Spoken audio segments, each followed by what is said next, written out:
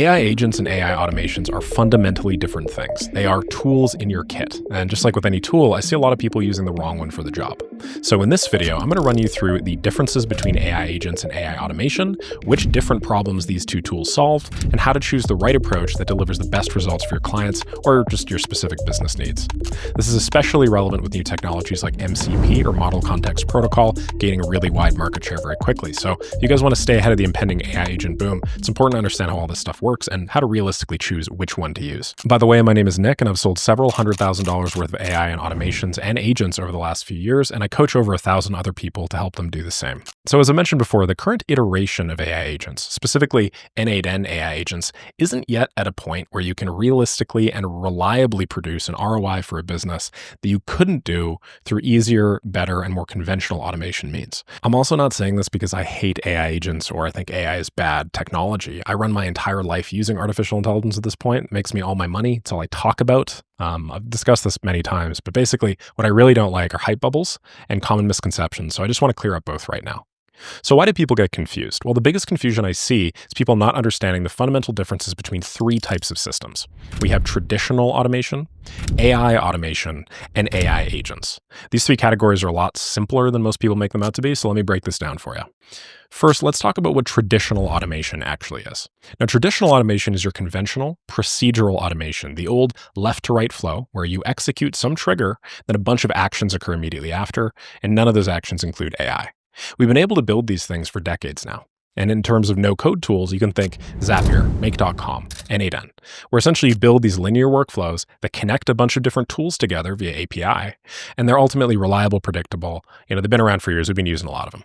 For example, let me show you guys a simple automation that's traditional that I built in Make.com for invoice follow-ups. Essentially what happens is every day, at 7:30 in the morning, we will grab the current date. We will then check a Google Sheet, which is this Google Sheet right over here. We'll get how long it's been since we've sent an invoice, essentially. Then if it's been, 7 days since we sent the invoice, we'll send an email. That'll look like this.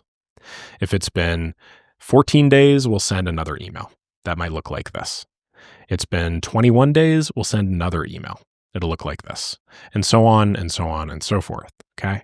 Now we've had the ability to use these sorts of flows. In this case, this isn't actually going to send the email because none of the dates match our time period, but we've had the ability to do this sort of thing for a very long time. There's nothing special here. There's nothing magic. This sort of automation is actually now built into a large number of the tools online that people use, like Go High Level, various inbound and outbound email tools, various CRMs, and so on and so forth. And you can think of these sorts of module flows as like a pipe, okay, where essentially things will start at one end. So you have some sort of input coming in this case, it's just the current date.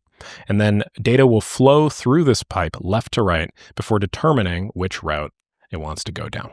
So it's not making any complex decisions. It's incredibly reliable. And for most businesses, this type of automation can easily generate an additional $10,000 or $20,000 a year just by ensuring that invoices don't slip through the cracks. I consider it super simple, but super effective, which is ultimately what I'm all about. Next up is AI automation. And this is where we take the same procedural flow, but we add an AI component somewhere in the middle. Maybe instead of just sending an email, we have a large language model that personalizes the content based on something about the client or the prospect. Now, something like this, which I built out in N8N, would be considered an AI automation flow. What we have, again, is the same left to right sort of system where, in our case, we click a test workflow button that's down here.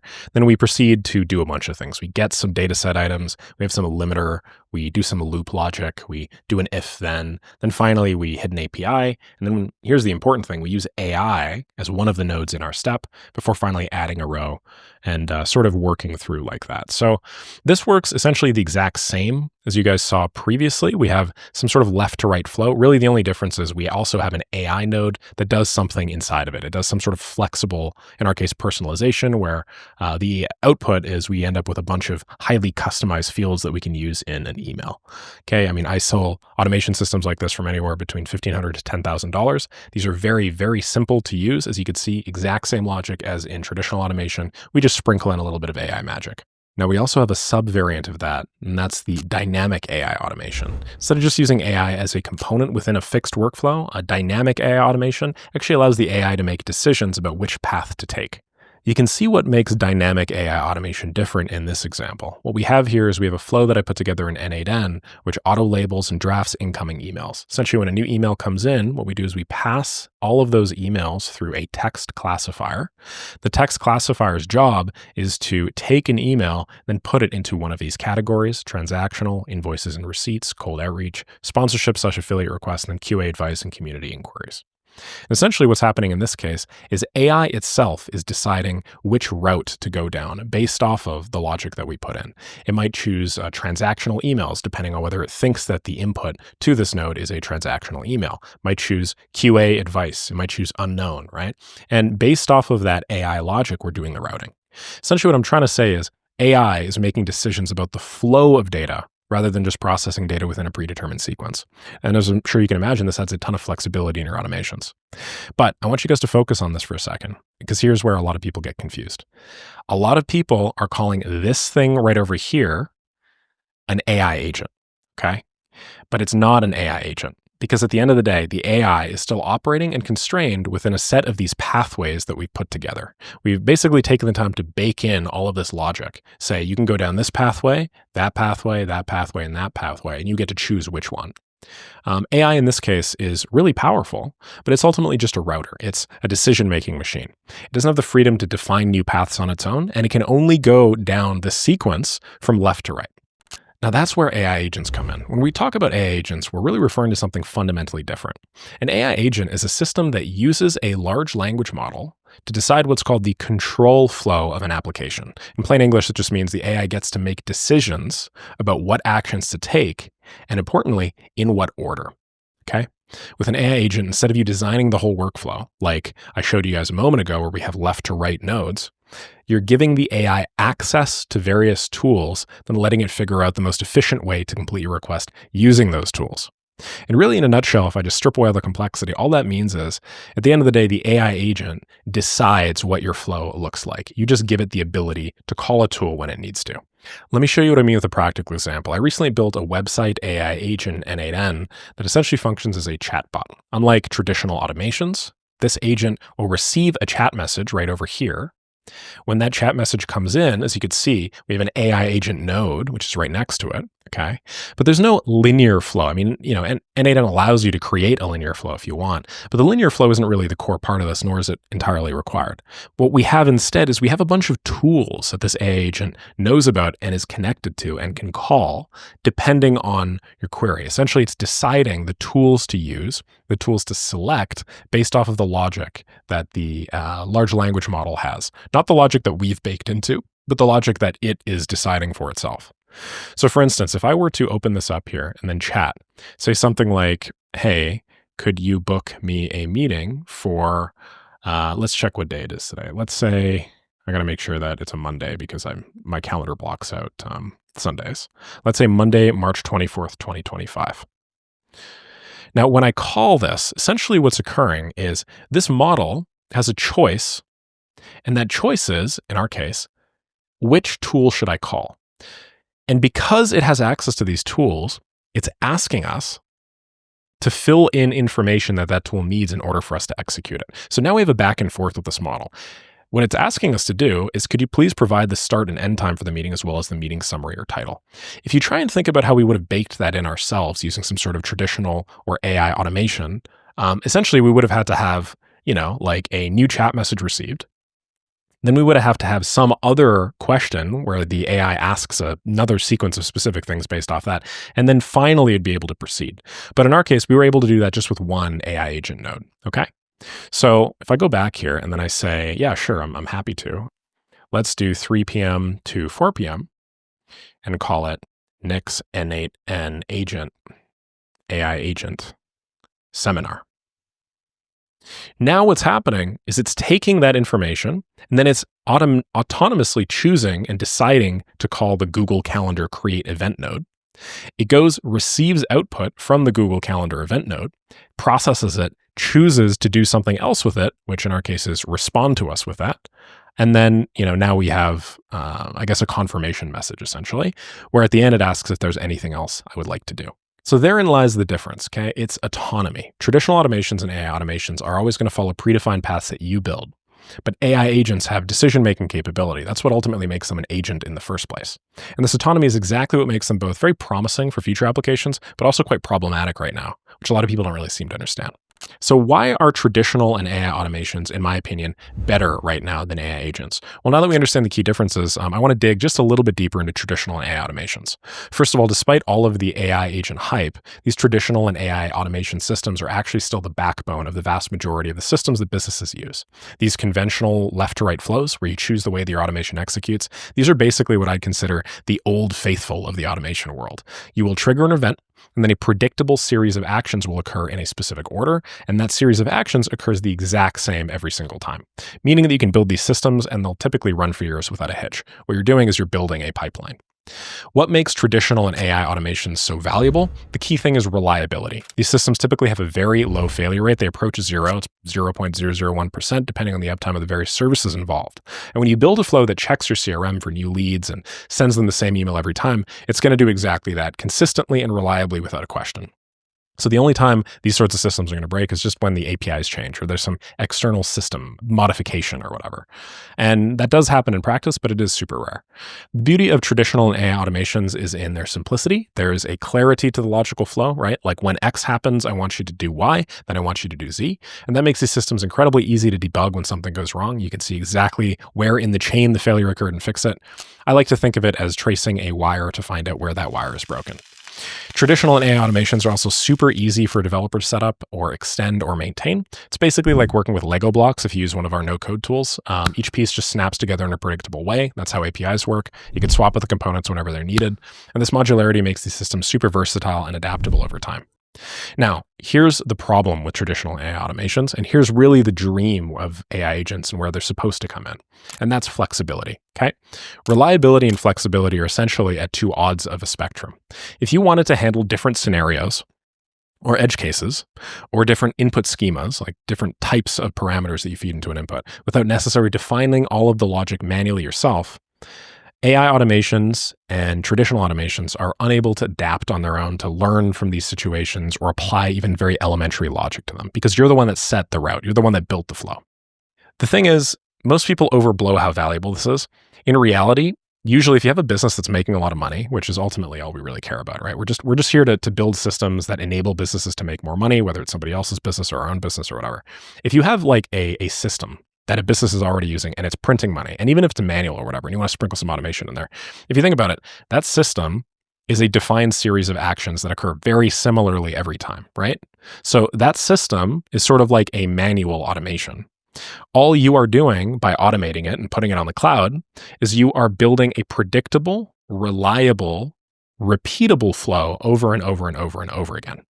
The last thing that a business wants, if it has a pipeline that continuously and consistently generates $100,000 a month, is something that mostly works, or something that, works 95% of the time, or something that's super flexible and has all the capability to do all this cool stuff. But we only want to do that one thing, and it just doesn't really do that one thing very well.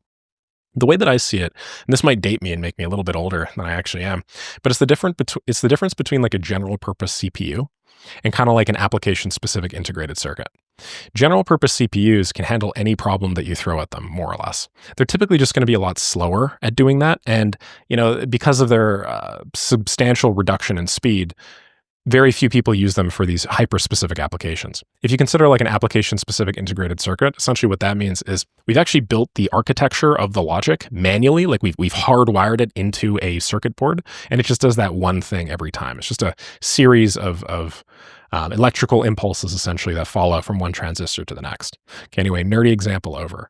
Essentially what I'm trying to say is traditional AI automations are the backbone of most successful business operations today. Because if you guys have an established process that makes a company $100,000 a month, $200,000 a month, and then you start introducing even the slightest bit of error like AI agents tend to do, maybe 5%, it's not that you're just losing 5% of your revenue. You're losing, honestly, up to like 100% of that revenue. You're potentially costing that company their entire top line if you build a system that undermines their ability to deliver consistent results. Now, I've sold several hundreds of thousands of dollars worth of traditional and AI automations over the years because they deliver measurable, consistent results without the unpredictability that comes with more flexible systems. And for most business use cases, this predictability is worth its weight in gold. This is what businesses want at the end of the day. So where exactly do these AI agents come in then? AI agents, Everybody says that they're these revolutionary pieces of technology that they're going to change automation forever. I think they will, don't get me wrong. And I don't want to be like that Luddite that stands against this torrent of technological progress and tries to stop it. But they're not really at that point right now. And because of that lack of reliability, because of the fact that these AI agents are essentially just glorified chatbots at this point, they're very unlikely to really be able to be installed in a company and then drive immediately an actionable revenue.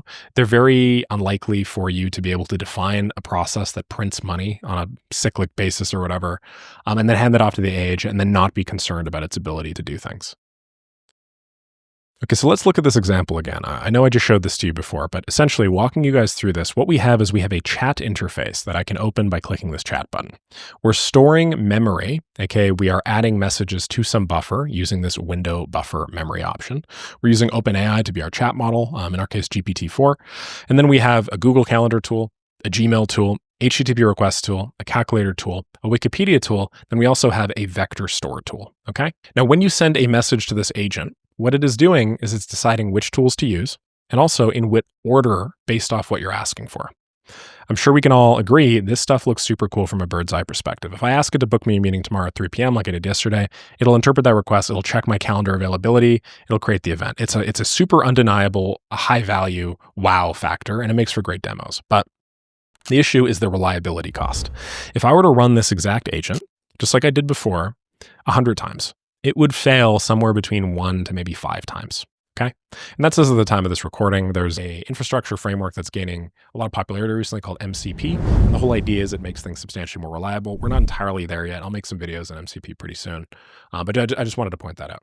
Now, 1 to 5 errors out of 100 requests might not sound like much, but that is astronomically higher than a traditional automation, to the tune of several thousand times. If we go back to something like this, okay, if I were to run this 100 times, it would fail 0 times. If I were to run this 1,000 times, it would fail 0 times. If I were to run this 10,000 or 100,000 times, it might fail once, okay? This is an order of magnitude better and more reliable ultimately for businesses that ultimately care about uptime and stuff like that. Obviously, businesses are they're gonna prefer simple and repeatable systems. Now, anyway, but the point that I'm trying to make is since you're communicating with this model, it's not always going to interpret your request correctly. Sometimes you're going to say something like, hey, could you book me a calendar event? But then instead of booking you a calendar event, what it's going to do is it's going to go down this HTTP request route instead. Now, in our case, this is actually doing an API call where it gets the current weather, okay? But maybe just because, large language models are flexible and they have the opportunity to make a mistake, what it'll do is it'll make an HTTP request to that get current weather API. And then it'll add like the city and make it a calendar instead. It'll basically hallucinate and invent stuff. It doesn't happen super often, but it happens enough that a lot of businesses are, I want to say, skeptical of using these sorts of things for applications that are high cost and not necessarily high ROI. Now, I've also previously touched on a cost that a lot of people don't care about, and that's the prompt engineering of these models.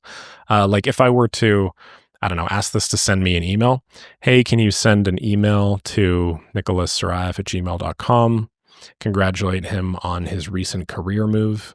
He started a new company called LeftClick.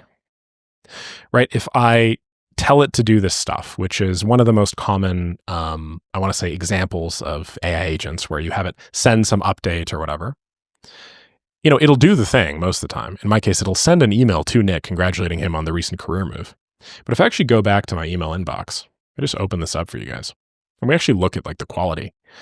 Essentially what we have is, congratulations on your new venture with these capitalizations. Dear Nick, I hope this message finds you well. I wanted to extend my heartfelt congratulations on your new career move in the exciting launch of company LeftClick. It's a fantastic achievement. I know you make a significant impact in your new venture. Wishing you all the best as you embark on this new journey. Best regards, your name.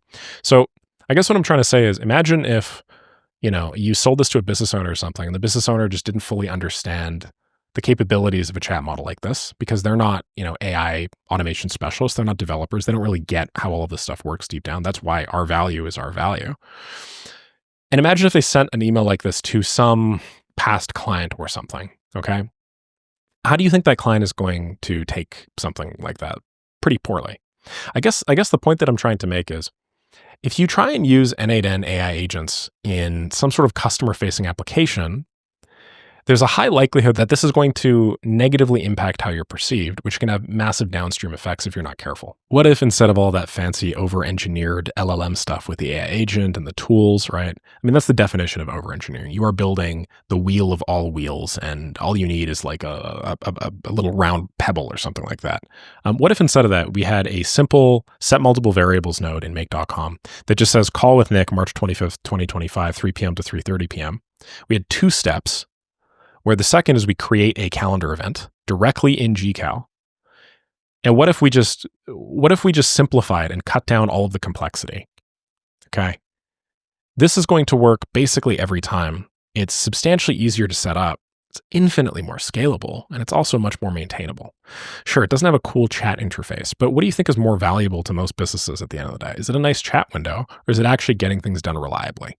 I mean, how many situations are there where people want to book a meeting with you? Don't focus on the user interface and making the user interface as complex and cool and sexy as possible. Just make sure the thing that you want them to be able to do is doable. So in our case, instead of offering them a chat window, just give them a calendar, right? It does the exact same thing, and people are much more used to using calendars than they are chat windows anyway. So that's the fundamental difference. With AI agents, you're giving up maybe 5% of your business reliability for what ultimately amounts to a cool little chat box. And that 5% might represent $50,000 or maybe even $500,000 a year. Any serious business owner is not going to be making that trade-off. Does that mean that AI agents are useless? Absolutely not. They're incredible for personal assistance, experimentation, non-critical business processes. And I also think they have their place in sales. They're definitely going to become a lot more valuable because of stuff like model context protocol. And I mean, I use AI constantly in my own work, but for core business processes and operations where reliability is very important, traditional automation and AI automation is going to reign supreme for quite a while still. So now that we understand the key differences between traditional automation and AI agents, how do you actually decide which one is right for a specific situation? Let me walk you through my own thought process when I'm evaluating this sort of thing for clients. To make a long story short, given the benefits and the drawbacks of traditional AI automations versus AI agents, here is how I choose. I use traditional automation when 1, the process is well-defined and follows a predictable pattern. 2, reliability is non-negotiable, like financial transactions, legal documents, or flows that are producing a high ROI already. Or 3, the decisions required are clear-cut. Like if it's A, then B, or C, then D, I'm going to be using traditional or AI automations. Or maybe 4, if I need to maintain precise control over outputs, that might be particularly important in, like enterprise applications. And also 5, if the process rarely changes, okay? If all of those, or hell, if a couple of those are true, I'm going to be using traditional or AI automations to do that client request just because it's easier, it's Lego blocks, they're physical little pieces that you are building that you can then interchange, swap out modules when necessary, and then just build repeatable templates off of. Super easy and super scalable. Now, I'm going to be using AI agents when I'm building something that's customer facing, something where the wow factor of a chat window is very valuable and important. Something where the cost of an occasional error is minimal, aka it's not something integral to the lifeblood of your business, like a booking flow, like I was showing you guys earlier. You just use a calendar for that. But it's something that's just low stakes. It's you trying to get information. It's you browsing through a website and using some sort of chatbot to tell you more about the company, that sort of stuff. And also when the workflow needs to be able to adapt to a wide variety of unpredictable inputs. So like a chatbot, like a customer booking or customer support agent. Somewhere in that process, little cracks are going to start to show up, and you're going to start to see where businesses solve their problems organically rather than systematically. You want to focus on situations where the customer tried solving their problem organically because it means that they didn't really put a lot of thought into it. It's basically like a fire that they had to put out immediately in front of them. And when it's a fire, you're less likely to think through things like a systems or a process engineer. You're less likely to think through things in the sense of, how can I set up my system in such a way that it doesn't just solve this problem once, it actually solves all iterations and instances of this problem forever, which is more, process oriented. So after that, you just go through my little checklist essentially. And if your solution is more similar to what a traditional or AI automation would be able to do, then great news, because you can build extraordinarily high ROI flows super quickly. Whereas if, you have multiple inputs, if a chat window is really important and so on and so forth, then I'd probably build an AI agent for them. Here's my prediction. Over the next year or two, we're going to start seeing AI agents get significantly more reliable, and they're eventually going to reach a point where they become viable for more and more business processes, including those higher cost, higher ROI ones that I was mentioning before that I think that traditional and AI automations are better for. The way that I see it, okay, is it's like a freshly paved road. You see the new asphalt glimmering in the sunlight. How tempting is it to drive over that thing. Extraordinarily tempting. But if you're a wise driver, you're probably going to wait until the asphalt sets to avoid getting stuck or avoid screwing up your wheels. Very similar situation that I see with AI agents. I think the asphalt is setting. It's in the process of becoming very robust. MCP and a bunch of other protocols are going to help with that. But as of the time of this recording, we're not really there yet. So the future will likely involve hybrid systems, traditional automation handling the mission-critical backbone operations, with AI agents providing some sort of flexible interface and then handling the more unpredictable parts of the process. MCP, a couple of the other infrastructural paradigms, those are going to help with that, but they're only going to be a part of it, not necessarily the whole thing. Finally, here is the most important thing that AI agent promoters won't tell you. You guys can always just add traditional automations into a future AI agent once the technology matures. So you can always just add a flow, okay? Like spend all that time creating a flow. And then when the AI agent technology is at the point where it can actually like choose reliably which tools to use, you could literally just add that as a tool later on. So it's not necessarily that like if you spend your time building solid, reliable automations now, it is a waste of time. It's precluding you from being able to incorporate more advanced AI capabilities later. The secret sauce really is that it's going to give you a stronger foundation to build upon and more cool things that your AI agent can do when they eventually get to the point where they're reliable enough that you want to build them for businesses. Now that you understand the real differences between AI agents and traditional automation, I like to think that you guys are equipped to make better decisions about which one to implement in different scenarios. Ideally, this knowledge is going to help you build systems that deliver measurable results for businesses, not just things that look cool and make for great YouTube demos. Ultimately, these successful automation specialists, in my humble opinion, aren't just technically skilled. They know how to identify high-value problems and implement solutions that deliver a genuine return on investment. They understand exactly when to use traditional automation for reliability, and then when to leverage new and upcoming technologies like AI agents for flexibility. If you guys like this, I got over 160 videos on my channel showing exactly how to build these automations and use them for business step by step. Everything from invoice collection to lead generation to client onboarding, all of it is there for you. But if you guys are serious about turning your automation knowledge into an actual business, I highly recommend you consider joining Maker School. It's where I help AI automation agency owners land their first client in 90 days guaranteed. Maker School gives you guys everything you need to succeed, complete business roadmap with templates, proposals, and scripts that I use to scale my agency to 72K a month. You'll get ready to deploy automation systems for lead gen, sales, and client management. You also get direct coaching through live calls, hot seats, and daily personalized Q&A. And ultimately, you're going to get a focused community of over 1,000 serious AI automation entrepreneurs committed to growth. Whether or not you guys join, and I'd like you to, but you don't have to, my recommendation is you start applying these automation principles in your work today. Don't just watch this video and let life and this super fast-paced industry pass you by. Build solutions that solve real business problems using the right approach for every specific challenge today. Take what I've shown you guys about these linear, traditional, and AI automations and actually put a couple of pieces together. That's how to get somewhere. You essentially just have to get started. So if you've been on the sidelines up until now, this is me giving you permission to get going. Thank you very much for watching. Peace out.